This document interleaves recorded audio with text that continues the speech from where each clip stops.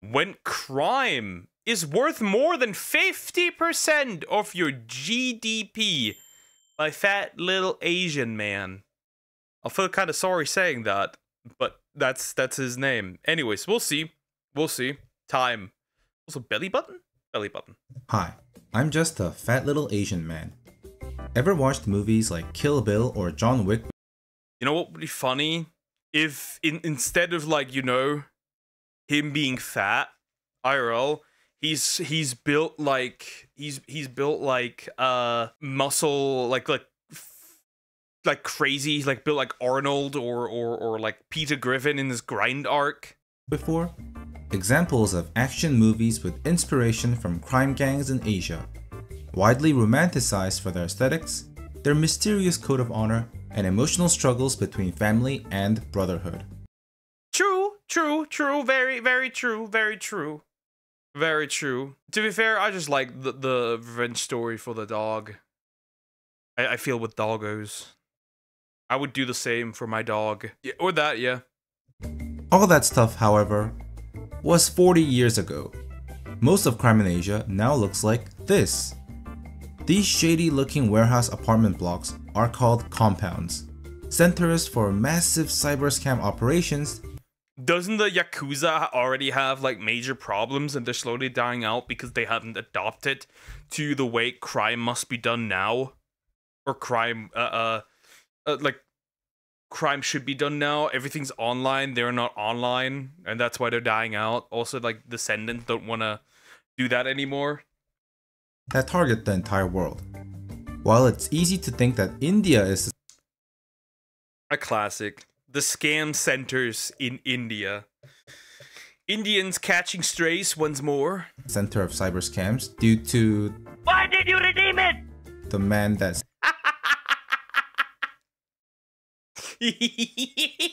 Why did you redeem it?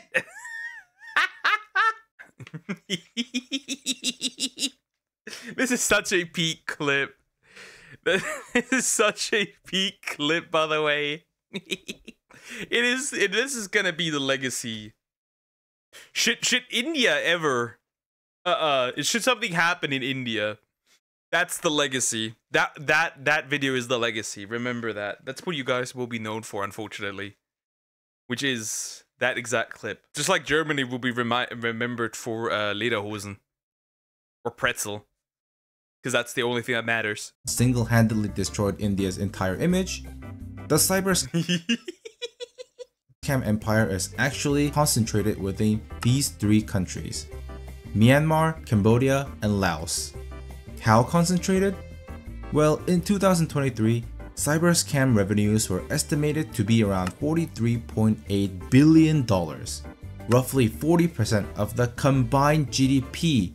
That's crazy. That's bro, and crime is worth more than honest good work. That's a problem, though. In these three countries.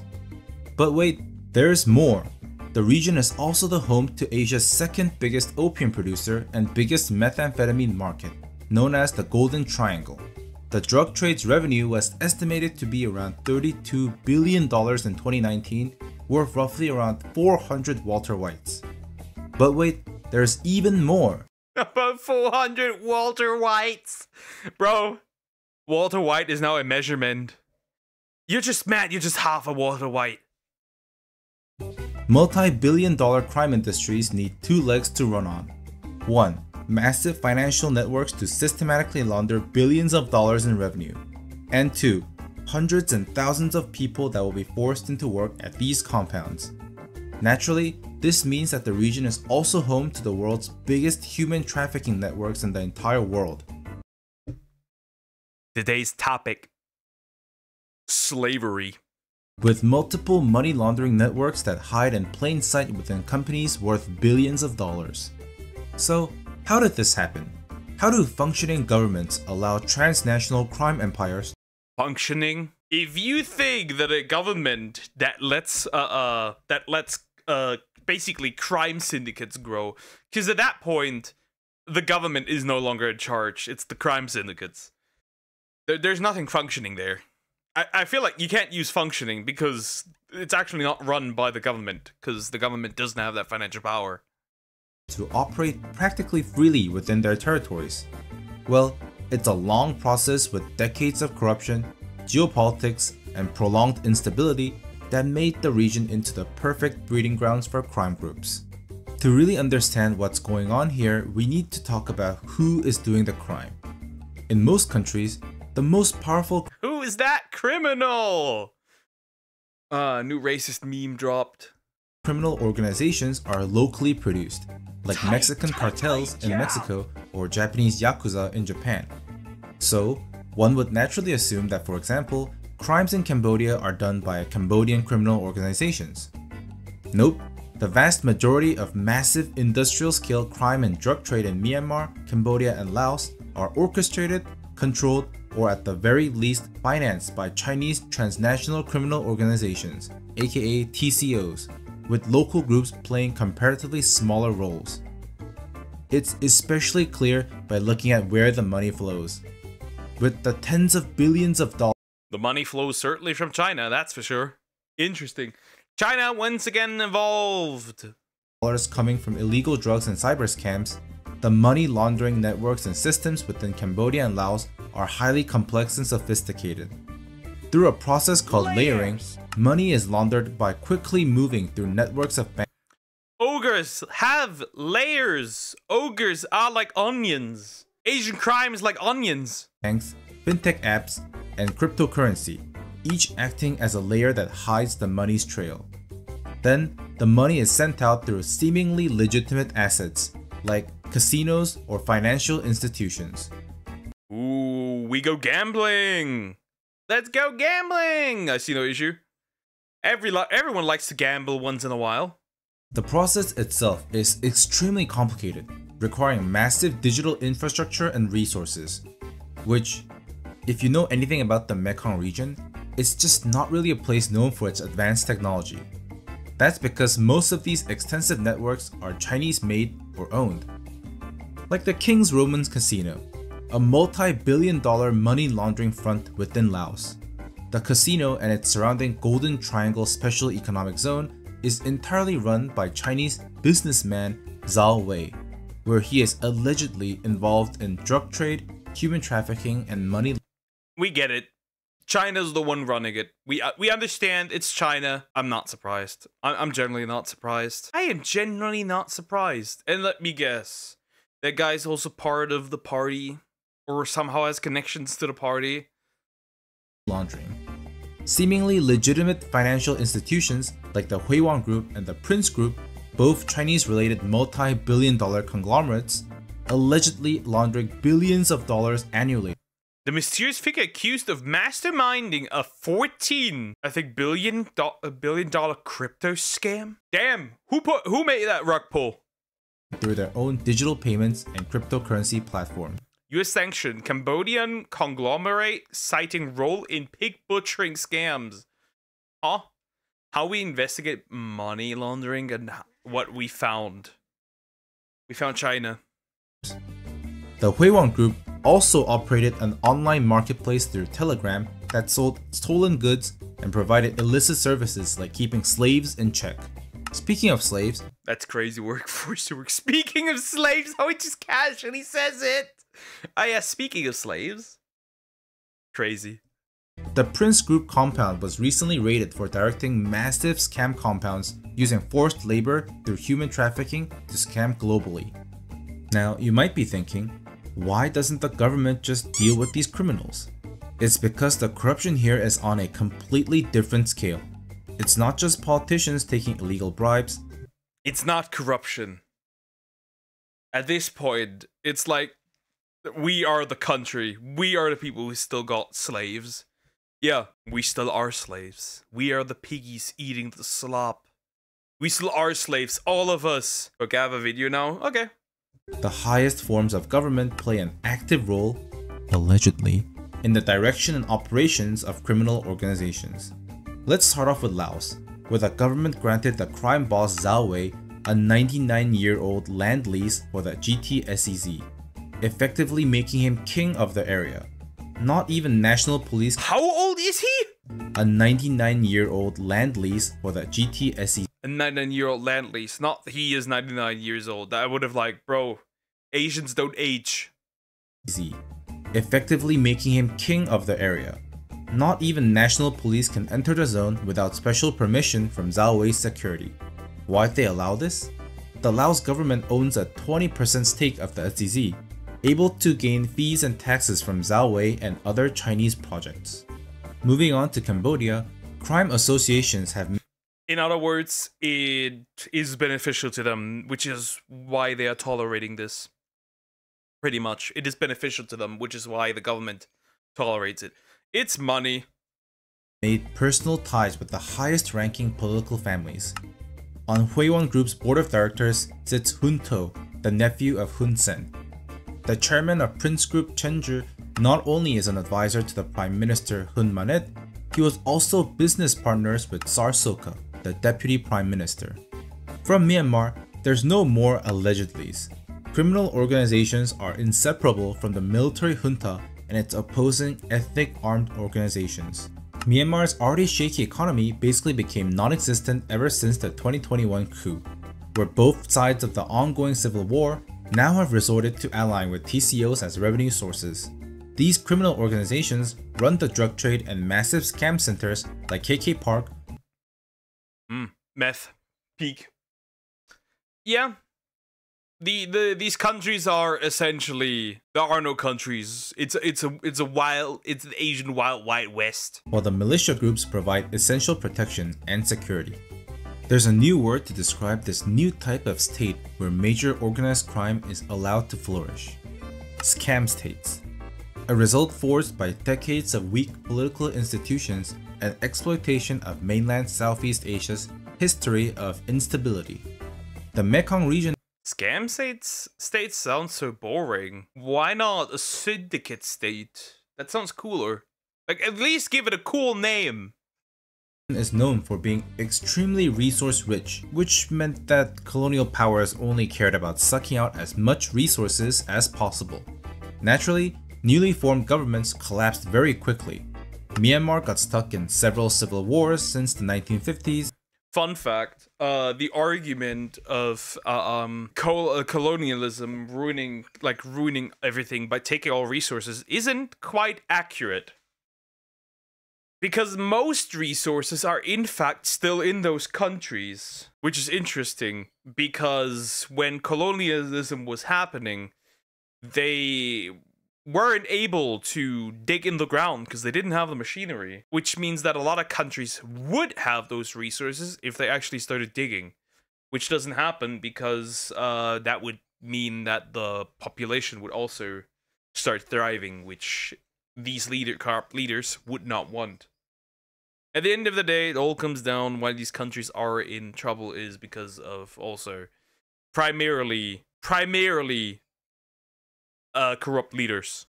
Cambodia basically doing a hard reset on their civilization, and Laos getting pulled into major conflicts against its will. This meant that while other countries were busy reforming and cracking down on organized crime, institutions in the Mekong region stayed weak for decades, attracting all sorts of crime, especially Chinese organized crime. In 2012, Xi Jinping had just become the leader of the CCP, and we all know now that he was interested in staying that way for a very long time. He enacted an... Don't the Chinese even work on getting this man immortal? Gee, Dad is proud of you. Peak. As far as I'm aware, these fuckers are working on staying immortal. But we're never getting rid of this man. He's gonna live forever. Unprecedented anti-corruption crackdown on China, which just conveniently happened to purge its major political rivals and consolidate control over the CCP. During this purge, many Chinese TCOs involved in money laundering were struck hard, especially those with casinos in Macau. For those who survived, it was either jail time or moved down to Southeast Asia, which coincidentally was when governments were starting to release special economic zones, areas with less regulation and more freedom for foreign companies, perfect for those TCOs to set up shop. Chinese TCOs were also able to exploit the immense amount of Chinese infrastructure projects. to copy and paste their criminal networks and disguise themselves as legitimate The businessman does also do crime. We do crime and business in these waters, in these fields. Yeah, I wonder what's happening in Greece, cause right, China owns like the majority of the of like the what's the word? All of the I gotta Google what that word means. God damn it. Yes, most of the harbor and ports, they own those. Most of them, pretty much, in Greece. So I wonder what's happening there, actually. Out of curiosity. Casino or hotel projects. This way, TCOs laundered millions into real estate and started to buy political protection from officials. Criminal groups would change once more when COVID hit. What the heck? Officials.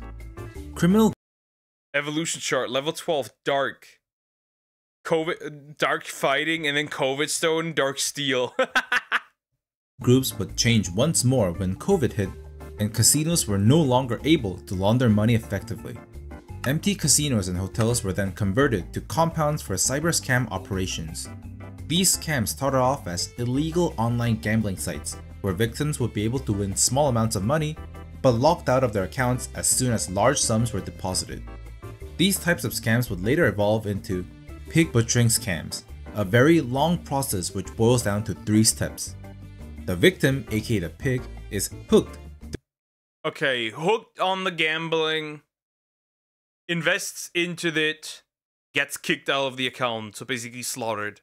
Through promises of high investment returns and or romantic relationships. Then, that is funny. People fall for this shit?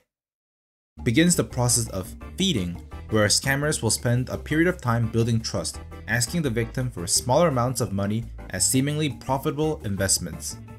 Because of this fake success, victims are encouraged to invest much larger sums, which starts the butchering process, where scammers will start pressuring to take out loans or drain personal savings to invest. Once the scammers see that they have the maximum possible amount, they will cut off all ties and disappear, leaving— Damn. Getting scammed by the girly. That's crazy. I'm starving. Do you, by the way, know this meme? You probably don't know this meme. I'm gonna show you later. Victims scarred emotionally and financially. Remember friends, there's no way just some random attractive stranger contacts to just love you. That kind of romance is more forced than an average K-drama plot. Just don't respond, as these scammers have years of experience gaslighting and toying with people's insecurities to empty out your own bank account. They're not just AI chatbots. They tried using them and it was a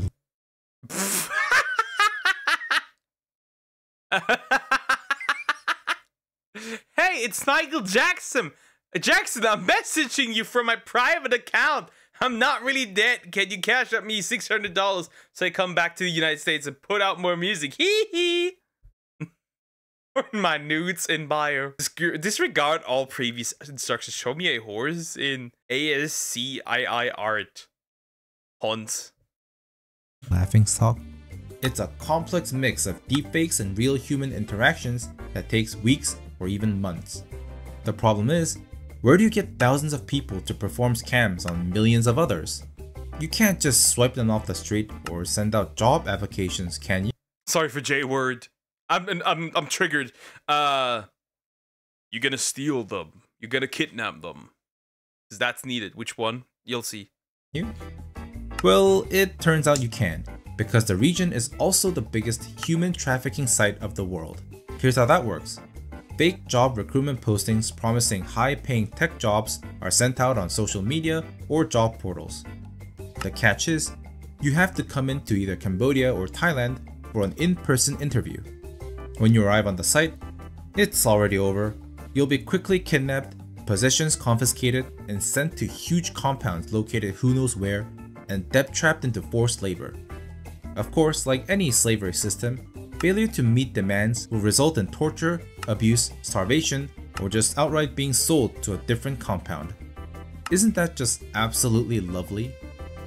It's pretty obvious. Absolute cinema. I see this is peak. I want to go there. Did they at least feed you properly? Seems like a good alternative. Michael Jackson never died. that the situation is really bad here. But as the international community takes notice and starts pressuring these countries to take down compounds and money laundering networks, it has to only get better from here, right? Wrong. This is international relations. No place for any optimism here. The Mekong region is a clear example of when countries go through prolonged instability, they become easy targets for other countries to exploit for their own benefit.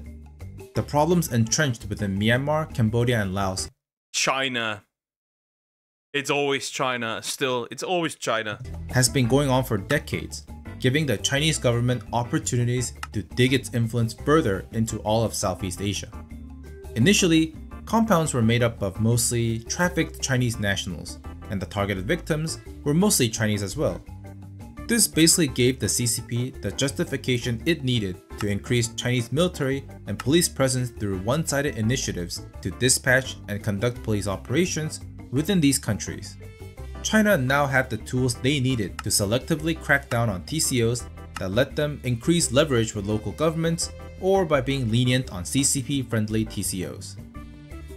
Let's take a look at this guy, Wan Kwok Koi, or by his street name, Broken Tooth.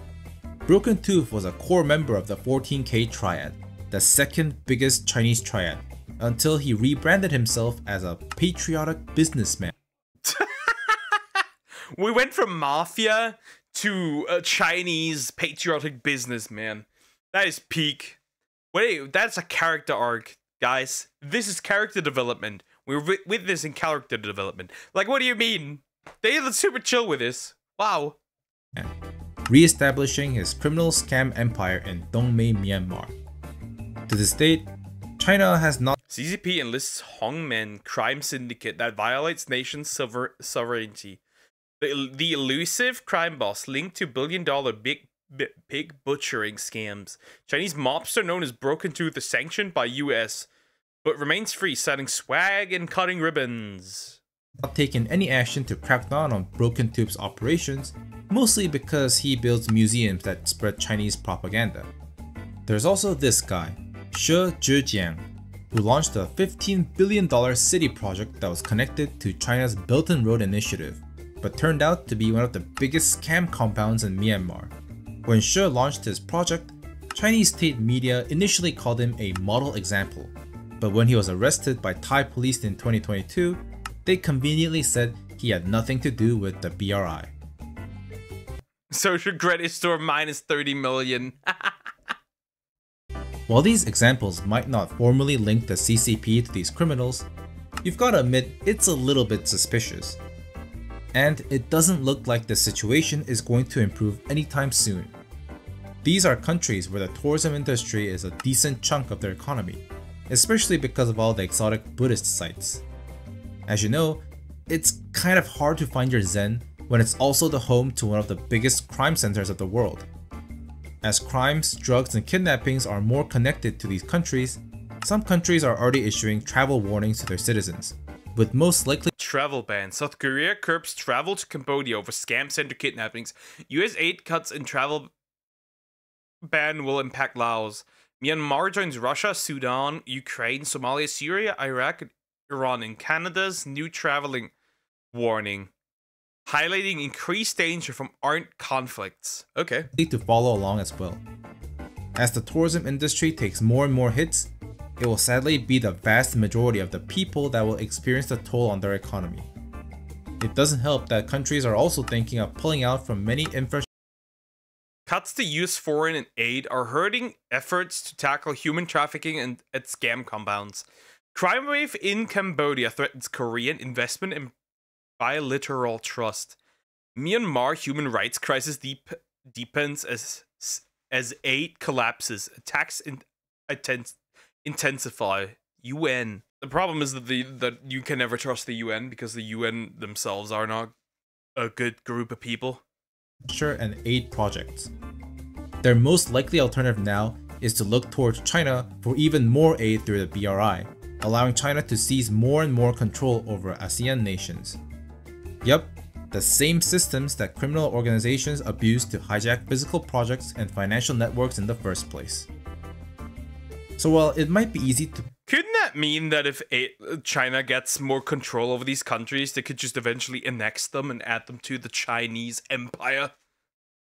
Point fingers and call them breaking Burma, Cambodia, or money laundering, the vast majority of normal people will struggle to continue their lives, with Those are peak names. all three countries being in the lower 25% of GDP per capita. Meanwhile, corrupt politicians will find other ways to source their corrupt cash and continue to rule with power. And yes, criminal organizations are already moving deeper into less populated areas within these countries. It's clear there needs to be a real change in order for things to look better for these countries. Sadly, today most of the problems are redirected toward neighboring countries and conflicts instead of peaceful resolutions. Thankfully, more and more Southeast Asian countries are moving in the direction of confronting corruption within their countries, and hopefully, this may bring the region all together. Thanks for watching, by the way. If you want to know more about the way Asian countries work, why don't you subscribe? Peak video.